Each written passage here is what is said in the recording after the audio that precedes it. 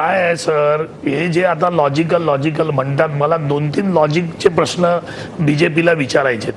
1979 साली जर मोदीजींची मार्कशीट सांगते की ते पास झाले, तर 1978ची डिग्री सर्टिफिकेट कसं असू शकतं? जर 79ला पास झाले तर 79 किंवा 79 नंतरचं डिग्री सर्टिफिकेट लागेल. 78चं डिग्री सर्टिफिकेट आदल्या वर्षीचं कुठची युनिव्हर्सिटी देत नाही. हा पहिला प्रश्न झाला, हा लॉजिकल आहे. दुसरा प्रश्न असा की गुजरात युनिव्हर्सिटीमध्ये मी आता दुपारपासून फोन करून इंटरनेटवर तिथे बोललो सगळ्यांशी.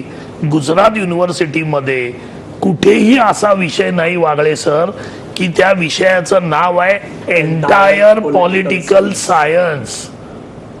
हा विषय गुजरात युनिव्हर्सिटीच्या सिलेबस मध्ये नाही. तिथे खास मोदींना शिकवलं असेल असं काय करता तुम्ही? म्हणजे स्पेशल संशय का घेता? स्पेशल कोर्स घेतला असेल पंतप्रधानांसाठी.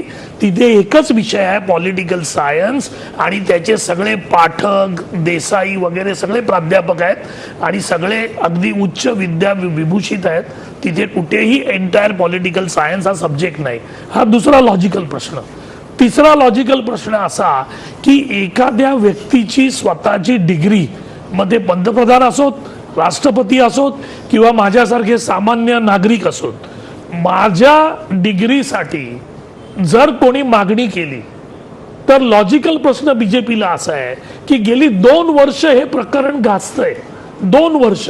सगळ्यात पहिल्यांदा ज्यावेळी RTI टाकण्यात आला त्यावेळी त्यांना सांगण्यात आलं सगळ्यांना की हा प्रश्न पंतप्रधानांचा आहे, त्याच्यामुळे तुम्ही PMO कडे जा. PMO कडे ज्यावेळी RTI टाकण्यात आला, PMOनी यांना सांगितलं की PMOच्या वेबसाईटवर जा, तुम्हाला तिकडे मिळेल. पण कोणी उत्तरं दिली नाहीत. वेबसाईटवर जाऊन काही मिळत नाही तेव्हा RTI वाल्यांनी परत त्यांना विचारलं, तेव्हा PMO वाल्यांनी सांगितलं की तुम्ही इलेक्शन कमिशनकडे जा.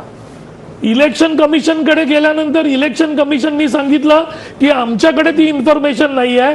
जे ॲफिडेव्हिट लिहून ठेवलेले असतात ते जे सेक्शन आहे तुम्ही त्यांच्याकडे जा.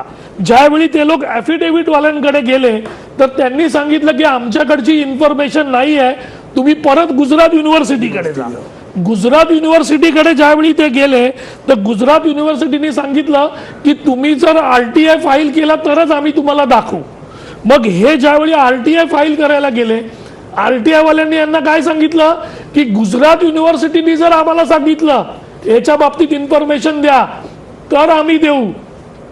त्याच्यानंतर सर गंमत अशी आहे की ॲपिलेटचे SE रिझवी आहेत त्या पूर्ण त्या ह्याचे RTIचे, त्यांनी काय केलं, त्यांनी एक कलम आहे त्याच्यामध्ये सेक्शन RTI मध्ये 2J. त्या 2Jच्या कलमामध्ये काय सांगितलेलं आहे की एज्युकेशनल क्वालिफिकेशनवर पंतप्रधानाचं पद अवलंबून नाही, त्याच्यामुळे ही इन्फॉर्मेशन आम्ही देऊ शकत नाही. मग ज्यावेळी केजरीवालांनी पत्र लिहिलं आणि परत RTIला ते पत्र गेलं त्यावेळी RTI कमिशनरनी सांगितलं की दिल्ली युनिव्हर्सिटी आणि गुजरात तुम्ही द्या. आता हा लॉजिकल प्रश्न. मग तुम्ही उत्तर घेऊया ना मला काय की 2 वर्ष पंतप्रधानासारख्या माणसाच्या साध्या 2 डिग्री आहेत BA आणि MA, याला जर 2 वर्ष लागतात बीजेपीच्या परिवाराला देशासमोर घेऊन येण्यासाठी. पंतप्रधान दर महिन्याला मन की बात करतात, दर बाहेरच्या परदेशात जाऊन प्रत्येक रॅलीमध्ये सांगतात. मग त्या रॅलीतून जरी सांगितलं असतं की माझ्याकडे या 2 डिग्री आहेत